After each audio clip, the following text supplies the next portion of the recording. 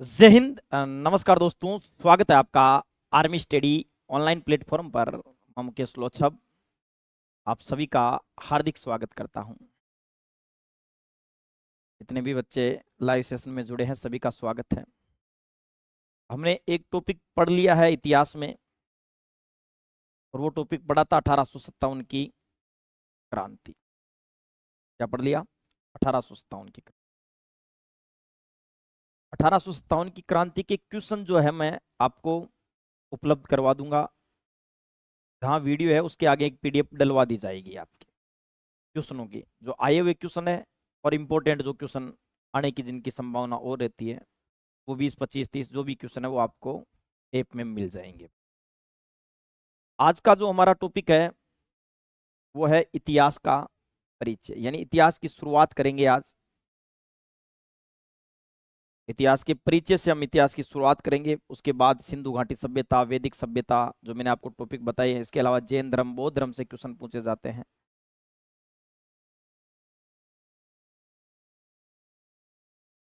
तो आज हम बात कर रहे हैं इतिहास की।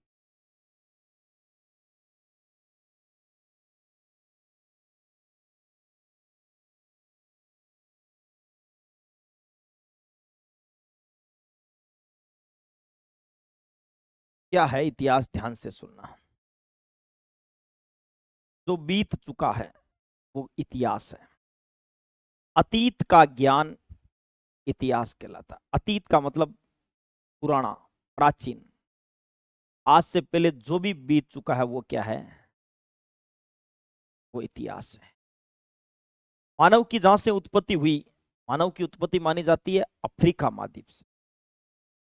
मानव की उत्पत्ति कहां से मानी जाती है? अफ्रीका महाद्वीप से मानी जाती है। उस अफ्रीका महाद्वीप के मानव से लेकर आज तक का जो मानव है, इसके बीच का समय काल ही इतिहास है। इसके बीच का समय काल ही क्या है? इतिहास है। जो बीत गया वो क्या है? इतिहास है। बीत गया वो क्या है? इतिहास। तो परिभाषा से शुरुआत करते हैं भाई इतिहास की।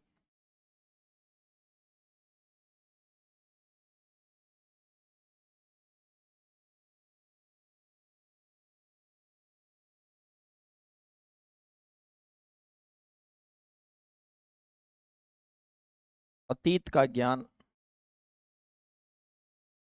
इतिहास कहलाता है।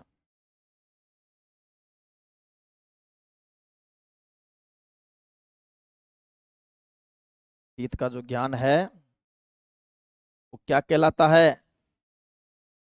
वो इतिहास कहलाता है। साथ के साथ याद करो, कम से कम एक सब्जेक्ट तो क्लास में ही याद होना चाहिए। पढ़ने के लिए तो और भी बहुत सारे सब्जेक्ट है तुम्हारे लिए। मैथ को समय दो, रीजनिंग को समय दो, साइंस को समय दो। जीके तो कम से कम इतना याद रखो कि क्लास में याद करें भाई। टॉपिक में समय लग जाए चाहिए, लेकिन क्लास में याद हो जाना चाहिए। समय पर, टाइम पर आपका सिलेबस भी करवा दिया जाएगा। इसलिए आप जीडी में देखोगे, नर्सिंग में देखोगे, इतिहास से दो दो तीन तीन क्वेश्चन पूछे गए हैं हर शिफ्ट में, और बहुत अच्छे क्वेश्चन पूछे गए हैं भाई, लेवल के। तो बढ़िया तरीके से हम इतिहास को पढ़ेंगे। समय पर आपका सिलेबस करवा दिया जाएगा। एग्जाम से पहले ही आपका सिलेबस बढ़िया हो जाएगा। जिनके जीडी वाला जो एग्जाम वो तो 2026 में होगा। सही कह रहा हूँ? हाँ, वो 2026 में होगा जीडी वाला। तो एक बार कोर्स कंप्लीट होने के बाद बढ़िया रिवीजन का समय मिल जाएगा आपको। पीए की वैकेंसी भी जल्दी ही घोषणा हो जाएगी, उसकी भी नवंबर दिसंबर तक होगा। उससे पहले मैं बढ़िया तरीके से आपको, जब भी होगा एग्जाम, चाहे नवंबर में हो दिसंबर में हो, उससे पहले आपको सिलेबस मिल जाए, कंप्लीट हो जाएगा आपके। तो जो बीत गया है वो क्या है? वो इतिहास है। वो कहा जाता ना कि जो बीत गया वो दौर ना आएगा। कि जो बीत गया वो दौर ना आएगा, इस दिल में तेरे सिवा कोई और ना आएगा। घर फूंक दिया हमने, अब राख उठानी बाकी है। जिंदगी कुछ और नहीं, तेरी मेरी कहानी है, तेरी मेरी कहानी है। इस कहानी को आगे बढ़ाते हैं और इतिहास की शुरुआत करते हैं भाई। पूछ लिया जाता है इतिहास के जनक।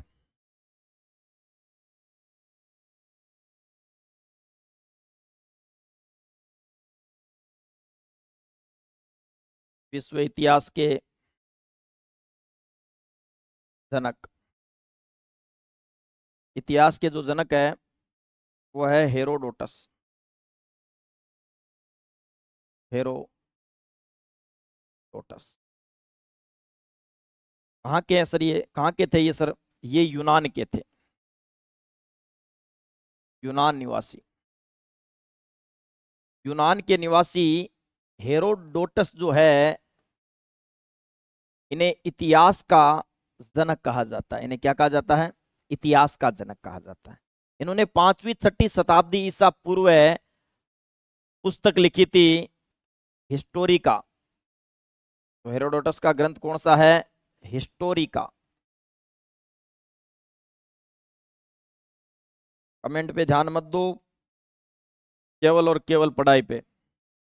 कमेंट पढ़ के टाइम खराब बिल्कुल भी नहीं करना है। आपको कमेंट करना नहीं है, कोई क्वेश्चन हो तो वो क्वेश्चन पूछ लेना बस। वैसे मैं एक भी ऐसी लाइन नहीं होगी जिसका अर्थ नहीं बताऊंगा, यानी हर एक लाइन का अर्थ बताया जाएगा। तो क्वेश्चन की तो दिक्कत ही नहीं आएगी तुम्हारी, ये बोल देता हूं मैं। यानी जो पढ़ाया जाएगा ना, एक तो कंप्लीट चीज पढ़ाई जाएगी, और एक जो भी लाइन लिखाऊंगा उसका मैं अर्थ बता दूंगा। तो आप कमेंट पर ध्यान न देकर क्लास पे ध्यान दो बेस, कि क्या चीज हमें पढ़ाई जा रही है, उसको सीधा खोपड़ी में बैठाओ, दिमाग में बैठाओ। तो इतिहास, इतिहास के जनक कौन है? हेरोडोटस।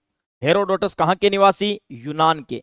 यानी यूनान के निवासी हेरोडोटस जो है, उन्हें कहा जाता है इतिहास का जनक। उनका एक प्राचीन ग्रंथ मिलता है हमें, उस ग्रंथ का नाम है हिस्टोरिका। चलो बात करते हैं भाई, भारतीय इतिहास में कौन है फिर जनक? भारतीय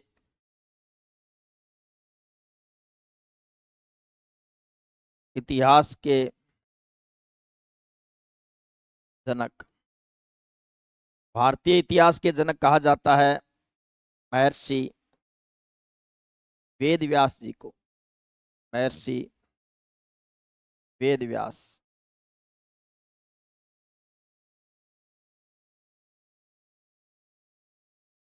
इतिहास के जनक तो है हेरोडोटस, सिर्फ भारतीय इतिहास के जो जनक है, विश्व इतिहास के जनक सीधा, या इतिहास के जनक सीधा पूछा जाए तो हेरोडोटस, और भारतीय इतिहास के जनक पूछा जाए तो आपको क्या नाम याद रखना है भाई? महर्षि वेदव्यास। महर्षि वेदव्यास का ग्रंथ याद रखना है आपको, ग्रंथ महाभारत।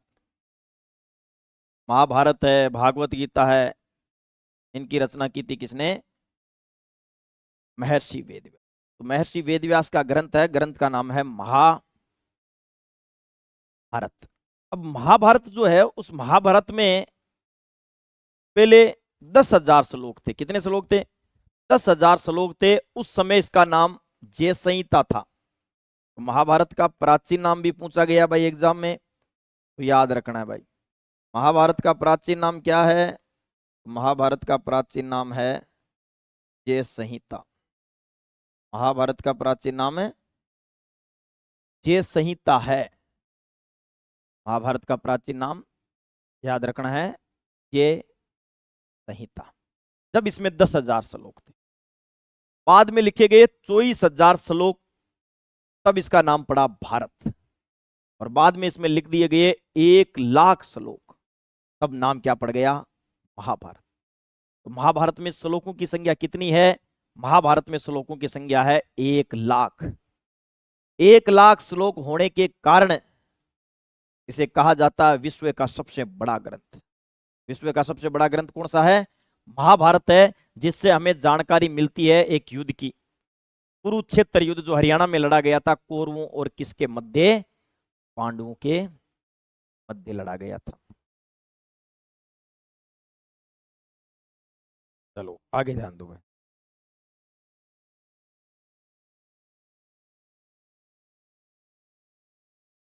अब बात करते हैं, इस इतिहास को पढ़ने के आधार पर 3 भागों में बांटा जाता है।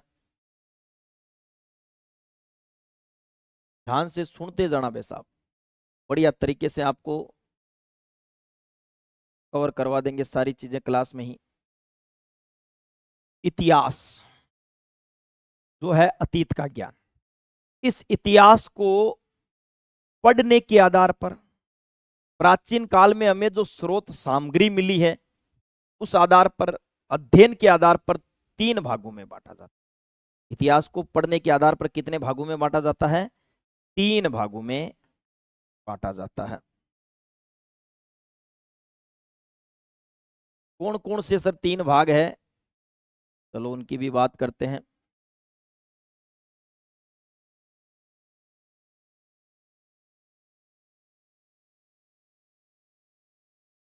इतिहास के 3 भाग। पहला पहला कहलाता है प्राग ऐतिहासिक काल, यानी सबसे प्राचीन जो काल है वो कहलाता है प्राग ऐतिहासिक काल। सर कौन सा काल है? जिस समय मानव जंगलों में निवास करता था ना, उस समय का काल है ये काल हो गया प्राग ऐतिहासिक काल। दूसरा दूसरा है आद्य ऐतिहासिक काल, यानी मध्य वाला जो काल है वो काल कहलाता है आद्य ऐतिहासिक काल। तीसरा तीसरा काल कहलाता है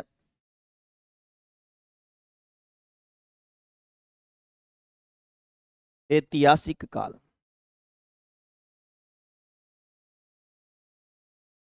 ये हमने इतिहास को कितने भागों में बांट दिया? 3 भागों में। इतिहास को हमने कितने भागों में बांटा है? 3 भागों में। सर किस आधार पर बांटा है? पढ़ने के आधार पर, और जो प्राचीन काल में हमें स्रोत सामग्रियां मिली है उनके आधार पर हमने इतिहास को 3 भागों में बांट दिया। प्राग ऐतिहासिक, आद्य ऐतिहासिक और ऐतिहासिक काल। अर्थ समझो इनका। प्राग उसे कहा जाता है, प्राग ऐतिहासिक काल उस काल को कहा जाता है जब मानव जंगलों में निवास करता था। आद्य ऐतिहासिक काल, आद्य ऐतिहासिक वह काल है जिसके हमें अवशेष मिले हैं, वो है सिंधु घाटी सभ्यता वाला काल। और ऐतिहासिक काल अभी जो चल रहा है, ऐतिहासिक काल जो वैदिक सभ्यता के बाद आगे से आगे पीढ़ी दर पीढ़ी चल रहा है वो काल है ऐतिहासिक। तो स्रोत सामग्री के आधार पर, पढ़ने के आधार पर, अध्ययन के आधार पर हमने इतिहास को कितने भागों में बांट दिया है? 3 भागों में। सबसे प्राचीन है प्राग ऐतिहासिक काल। मध्य का काल कहलाता है आद्य ऐतिहासिक काल, और नवीन जो काल है वो नवीन काल कहलाता है ऐतिहासिक काल। ऐतिहासिक काल को हम पुनः 3 भागों में बांटेंगे। 3 भाग इसके कहलाएंगे प्राचीन भारत, प्राचीन भारत का इतिहास, प्राचीन भारत के बाद मध्यकालीन भारत, और मध्यकालीन के बाद आधुनिक भारत। ये 3 प्रकार इसके हमें पढ़ेंगे इतिहास में। अब कौन कौन सी स्रोत सामग्रियां यहां से मिली है, क्या क्या जानकारी मिलती है, वो लिखते हैं। इन तीनों काल की 2-2 विशेषता याद रखना है। प्राग ऐतिहासिक जो काल है, इस काल का जो मानव था उस मानव के पास कोई भी धातु नहीं थी, यानी मानव को धातु की जानकारी नहीं थी। जैसे चांदी, तांबा, सोना जो भी चीजें हैं वो इस काल में नहीं मिलते हैं। कौन से काल में? प्राग ऐतिहासिक काल में ये चीजें हमें नहीं मिलती है। तो स्रोत सामग्री के रूप में पत्थर थे इनके पास। हथियार भी जो है वो किसके बनाते थे? ये पत्थरों को ही तीखा करके ये हथियार बनाते थे। तो प्राग ऐतिहासिक जो काल है उस काल को पाषाण काल कहा जाता है।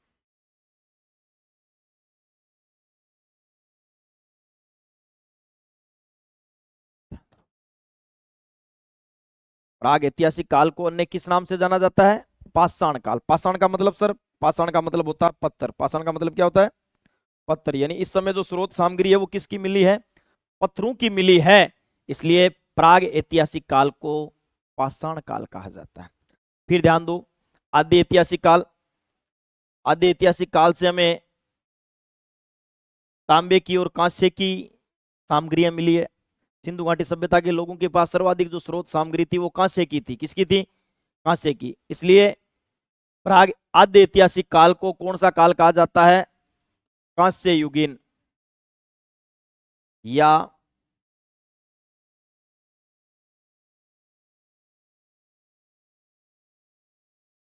तांबा युगीन काल।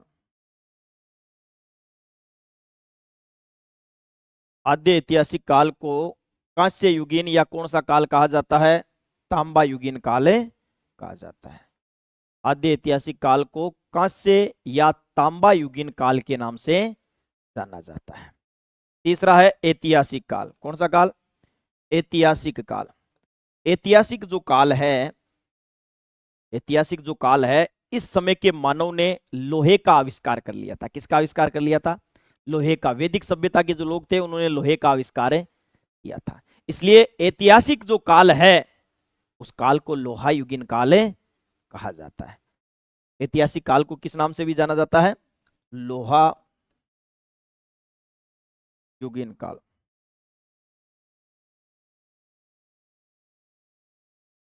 तो ये इतिहास को हमने पढ़ने के आधार पर, स्रोत सामग्री के आधार पर कितने भागों में बांट दिया है? 3 भागों में बांटा है। कौन कौन सा? प्राग ऐतिहासिक काल, आद्य ऐतिहासिक काल और ऐतिहासिक काल। प्राग ऐतिहासिक काल को पाषाण काल कहा जाता है। क्या कहा जाता है? पाषाण, क्योंकि हमें स्रोत सामग्री किसकी मिली है? पत्थरों की मिली है, इसलिए इसके पाषाण काल के नाम से जाना जाता है। आद्य ऐतिहासिक काल, आद्य ऐतिहासिक काल में मानव ने कांसे और तांबे का आविष्कार कर लिया था। सर्वाधिक सामग्रियां कांसे और तांबे की मिलती है, इसलिए आद्य ऐतिहासिक काल को कांसा युगीन या क्या कहा जाता है? तांबा युगीन काल कहा जाता है। तीसरा है ऐतिहासिक काल। ऐतिहासिक काल में मानव ने लोहे का आविष्कार किया था। किसका आविष्कार किया था? लोहे का आविष्कार किया था, इसलिए इस काल को लोहा युगीन काल कहा जाता है। इसलिए इस काल को किस नाम से जाना जाता है? लोहा युगीन के नाम से जाना जाता है। चलो भाई आगे ध्यान दो। ये तो हो गई एक एक विशेषता तीनों काल की। अब देखो, मैंने कहा कि ऐतिहासिक काल लोहा युगीन काल, तो आज का काल भी लोहा युगीन ही है। अरे आज एक छोटी से छोटी पिन सुई होती है, उससे लेकर बड़ी से बड़ी ट्रेन होती है, वो किसकी बनी होती है? लोहे की बनी होती है। ज्यादातर स्रोत सामग्री आपके घर पर भी मिलेगी, चाहे कहीं भी देखोगे आप, तो लोहे की गाड़ियां तक आज तक लोहे की बनती है भाई, बनती है ना। तो इस काल को लोहा युगीन काल कहा जाता है। चलो आगे ध्यान दो। तीनों काल की दूसरी विशेषता, प्राग ऐतिहासिक काल का जो मानव था उसे लिखना नहीं आता था। उसे लिखना नहीं आता था, यानी लिखित साक्ष्य यहां से नहीं मिलते हैं। यानी उनके पास, जैसे हमारे पास ये लिपि है ना, ऐसी लिपि इनके पास नहीं थी। तो सर उस समय का मानव कैसा था, उसकी जानकारी फिर किससे मिलती है? उसकी जानकारी मिलती है इस समय की चट्टानों से, पत्थरों से, गुफाओं से। जहां ये रहते थे वहां इन्होंने क्या बनाए? अपने समय के चित्र बनाए थे। अपने काल के क्या बनाए थे इन्होंने? चित्र बनाए थे। उनसे हमें यह जानकारी मिलती है, उन चित्रों को देखकर माना जाता है। तो यहां से लिखित में साक्ष्य नहीं मिलते हैं, लेकिन चित्र मिलते हैं, ये ध्यान रखना भाई। लिपि नहीं मिलती है, यानी ये लिपि से परिचित नहीं थे। लिखित साक्ष्य नहीं मिलते।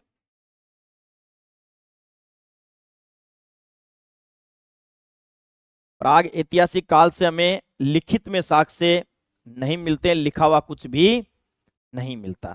फिर ध्यान दो, आद्य ऐतिहासिक काल में लिखा हुआ मिलता है, लेकिन लिखे गए को पढ़ा नहीं जा सकता।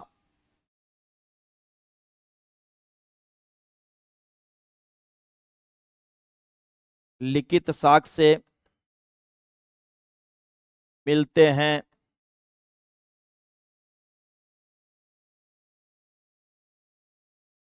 लेकिन पढ़ा नहीं जा सकता।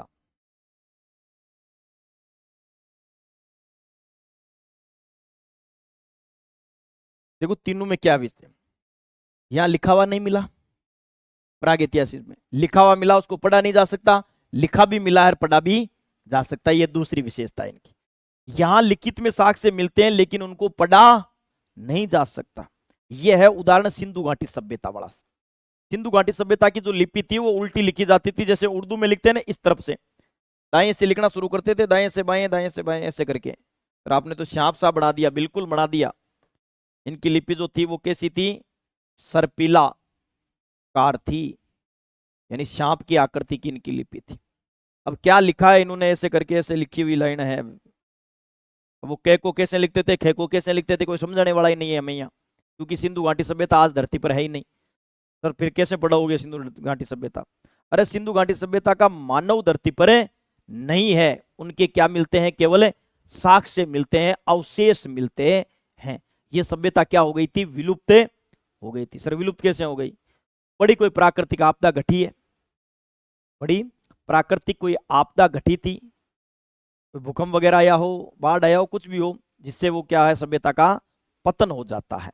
आज वो सभ्यताएं खोजी जा रही है, वो मिलती है हमें सभ्यताएं, और उन सभ्यताओं को खोजकर उनसे जो स्रोत सामग्री मिलती है उनसे पता चलता है। इनके काल के सिक्के मिले, उन सिक्कों पर ये लिपि लिखी हुई है। तांबे के पात्र मिले, उन पर ये लिपि लिखी हुई है, पर ये लिखा हुआ क्या है? इसको पढ़ा नहीं जा सकता, न तो पढ़ा गया है, न आने वाले समय में पढ़ा जा सकता। ये जो हमने लिपि बनाई है, ये तो इस ऐतिहासिक काल के मानव ने बनाई है, जो धरती पर है समझा सकता है। आज उर्दू अगर आपको नहीं आती है तो उर्दू को पढ़ तो सकते हो ना, उर्दू पढ़ाने वाले व्यक्ति तो है ना, वो बता सकते हैं हम कै को कैसे लिखते हैं, खे को कैसे लिखते हैं। लेकिन इस समय का तो मानव ही नहीं है धरती पर, तो वो पता कैसे चले कि ये लिपि कैसी थी? तो इस लिपि को पढ़ा नहीं जा सकता है भाई, न लिपि पढ़ी गई है, न इसको पढ़ा आगे जा सकता। जैसे आज की ये लिपि लिखी हुई है बोर्ड पे, आज सोचो कि कोई बड़ी प्राकृतिक आपदा घट जाए और आप है जैसे के जैसे ही धरती में समा जाए, कई सालों बाद खुदाई हो, बोर्ड के अवशेष मिले, हड्डियों के अवशेष मिले, तो अनुमान यही लगाया जाएगा ना कि गुरुजी पढ़ा रहे होंगे, उसी समय पेगड़ बोल गए गुरुजी के। फिर चलो ये लिपि तो मिट जाएगी, हमारे काल के सिक्के, वो सिक्के मिलेंगे जिन पर 1 रुपये 2 रुपये 5 रुपये से लिखे हो। उस रुपये को आने वाला मानव कैसे पढ़ेगा कि ये रुपये लिखा हुआ है? ये तो हमने लिखा है, ये तो हमने बनाई है लिपि। उसे कोई बताने वाला ही नहीं हो कि रे को कैसे लिखते हैं, पे को कैसे लिखते हो, तो नहीं पढ़ी जा सकती फिर लिपि वो। ये ध्यान रखना। यहां से लिखित साक्ष्य मिलते हैं जिनको आसानी से पढ़ा जा सकता है। यही देवनागरिक लिपि, ब्राह्मी लिपि, खरोष्टी, ऐसी लिपियां थी, तो पढ़ा जा सकता है। संस्कृत भाषा में लिखे गए हैं। लिखित साक्ष्य मिलते हैं, लेकिन लिखित साक्ष्य मिलते हैं तथा पढ़ा जा सकता है।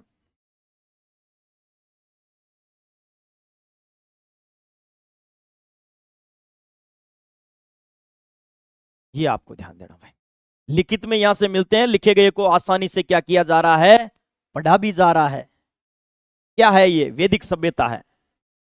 और वैदिक सभ्यता में आर्यों ने शासन किया था, आर्यों ने वेद लिखे थे, इसलिए सभ्यता का नाम वैदिक सभ्यता था। वैदिक सभ्यता में लिखे गए थे 2 महाकाव्य, महाभारत रामायण। 2 महाकाव्य, 4 वेद, 6 वेदांग, 6 दर्शन, 8 स्मृतियां, 18 पुराण, 108 उपनिषद।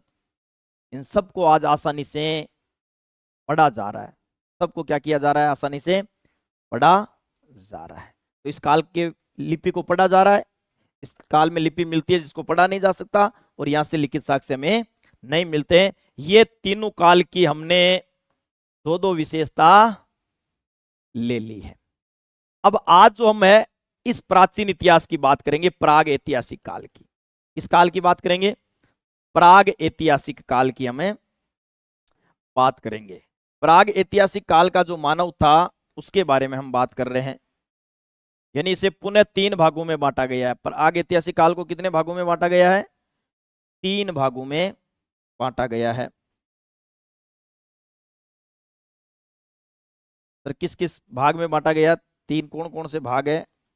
इसकी बात कर रहे हैं हम प्राग ऐतिहासिक काल की, जिसे पाषाण काल भी कहा जाता है। प्राग ऐतिहासिक काल को किस नाम से भी जाना जाता है?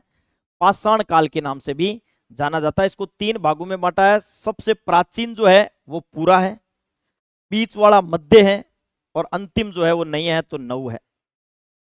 पूरा पाषाण, मध्य पाषाण, नव पाषाण। किसको बांटा है? इतिहास को भी पढ़ने के आधार पर 3 भागों में बांटा है, और इतिहास के पहले भाग प्राग ऐतिहासिक काल को भी हमने पुनः 3 भागों में बांटा है। सर 3 भाग, पहला है पहला भाग है पूरा पाषाण काल, दूसरा है मध्य पाषाण काल, और तीसरा है नव नव पाषाण काल।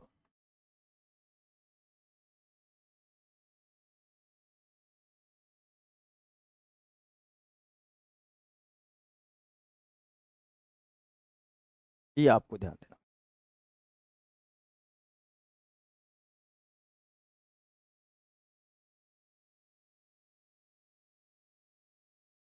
इतिहास को 3 भागों में बांटा है। पहला जो भाग है वो प्राग ऐतिहासिक काल है। उस प्राग ऐतिहासिक काल को भी पुनः कितने भागों में बांट दिया हमने?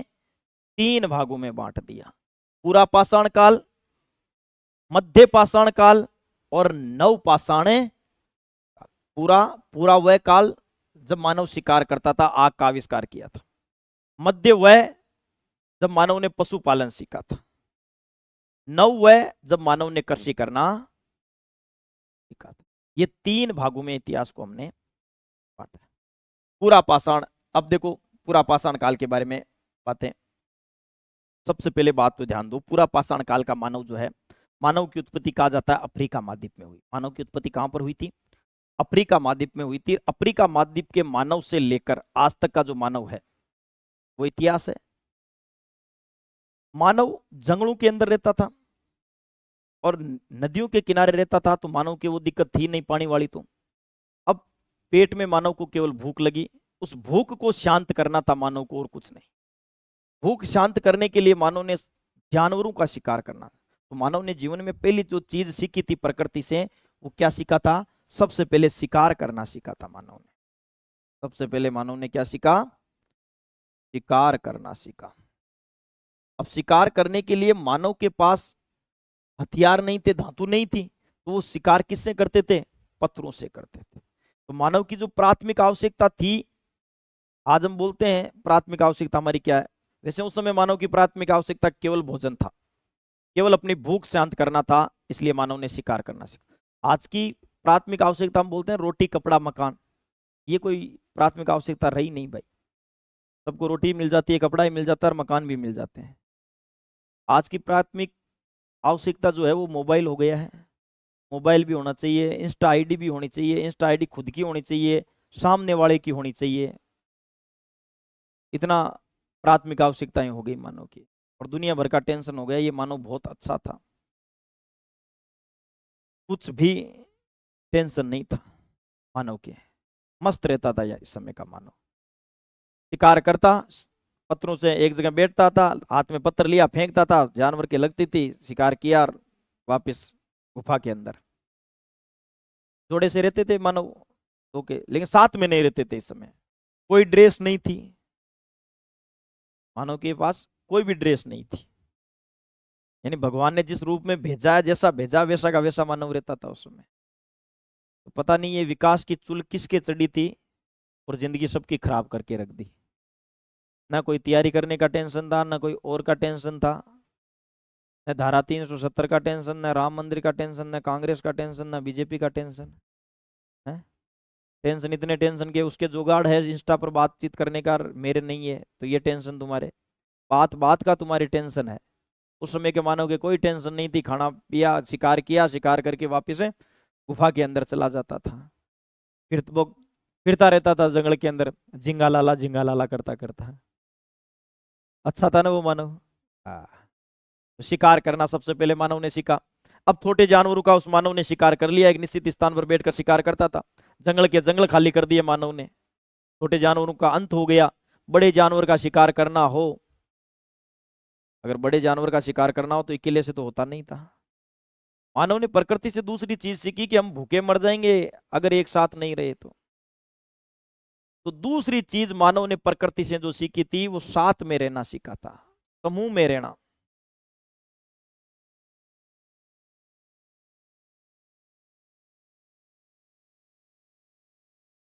दूसरी चीज मानव ने जो सीखी थी वो क्या सीखा था?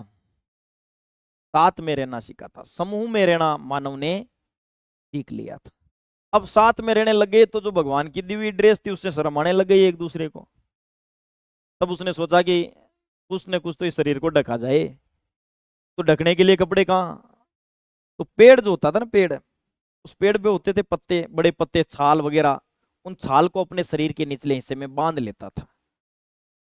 तो पेड़ के जो पत्ते होते थे उनको बांधता था अपने शरीर पर, वही उनकी ड्रेस हुआ करती थी। अब मानव एक निश्चित स्थान पर बैठकर शिकार करता था, पत्थर से करता था। एक रोज मानव ने पत्थर उठाया, पत्थर फेंका, जानवर पर नहीं लगा, कहीं दूसरे पत्थर पर जाकर वो पत्थर लगा। शाम का समय था। जैसे ही पत्थर पत्थर से टकराया, पड़ के पड़े। मानव के दिमाग में नहीं आया कि ये क्या हुआ, ये चिंगारी कहां से उठी है, क्या हो सकता है, इसे दिमाग नहीं था। उस समय का मानव बलशाली था। कहा जाता है मानव में हाथी जितनी शक्ति थी उस समय। यानी मानव में हाथी जो है, हाथी बहुत बलशाली होता है, शक्तिशाली होता है, हाथी जितनी उसमें पावर थी। लेकिन दिमाग बिल्कुल भी शून्य था, दिमाग काम करता ही नहीं था उस समय का। आज का मानव विपरीत है भाई। आज का मानव, जैसे जैसे नई जनरेशन आ रही है, बच्चे कमजोर पैदा हो रहे हैं लेकिन दिमाग लेके पैदा हो रहे हैं। भयंकर तरीके के बच्चे आपने देखे भी होंगे।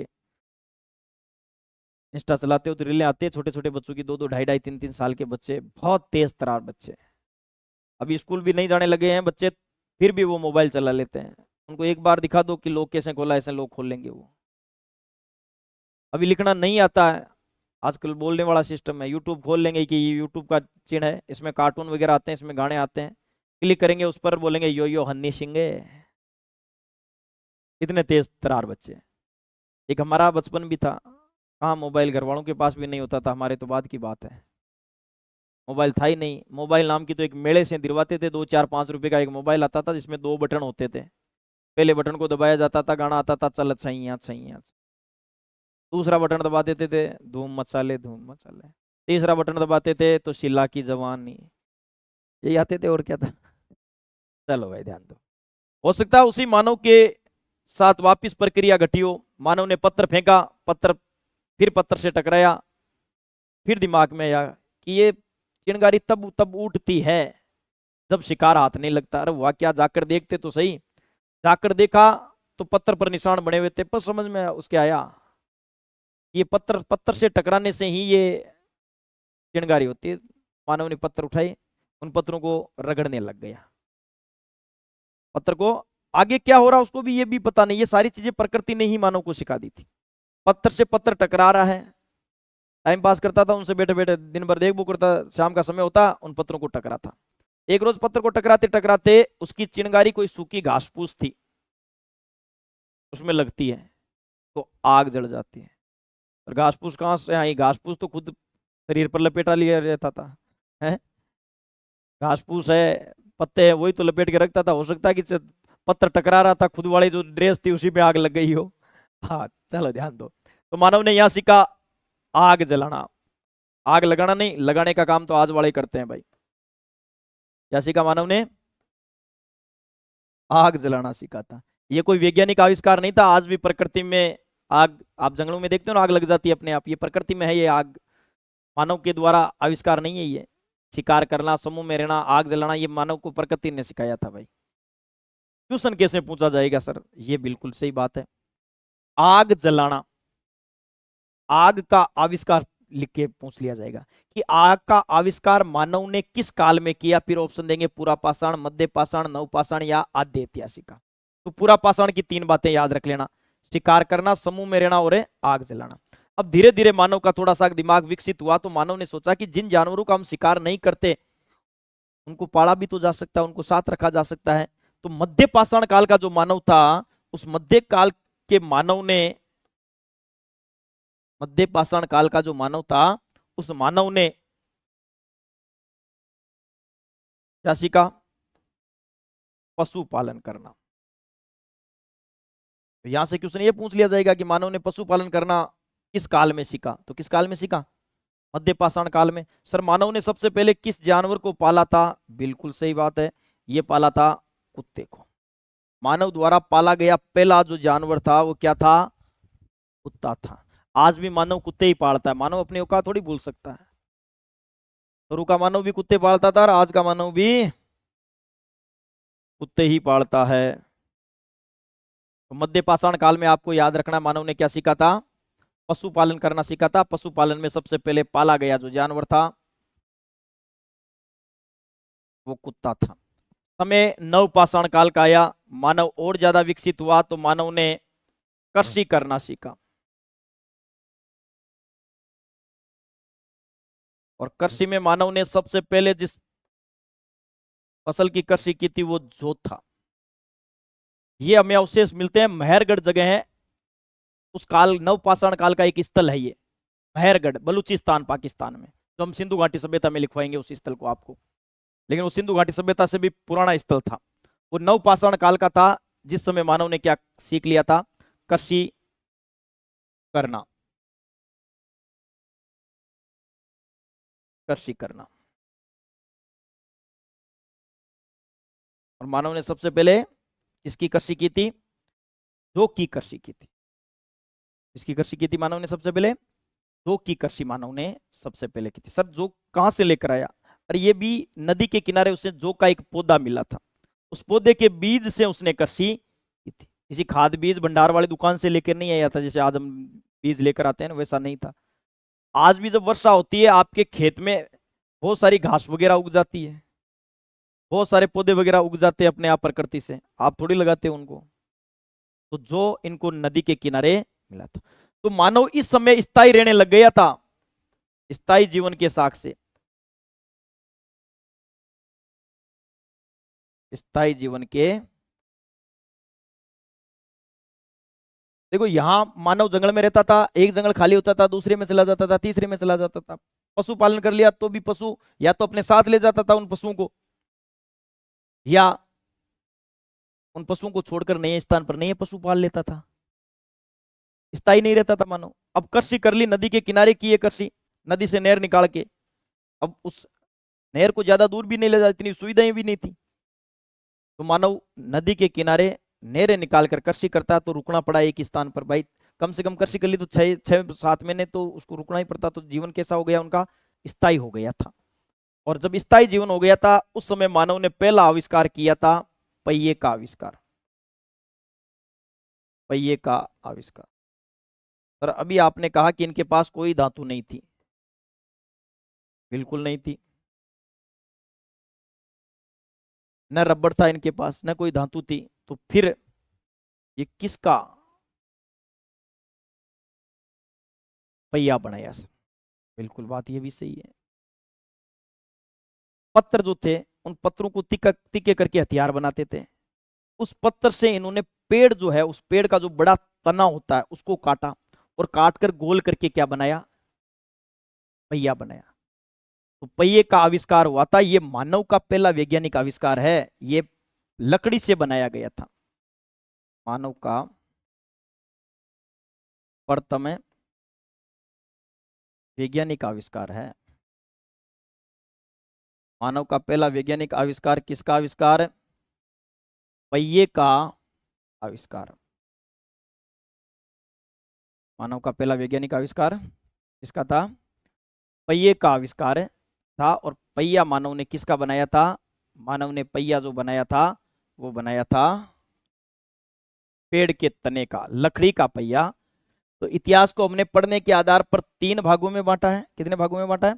3 भागों में, प्राग ऐतिहासिक काल, आदि ऐतिहासिक काल, ऐतिहासिक। प्राग इतिहास को पुनः 3 भागों में बांटा है, पूरा पाषाण काल, मध्य पाषाण काल और नव पाषाण काल। इन 3 भागों में हमने इतिहास को बांटा है।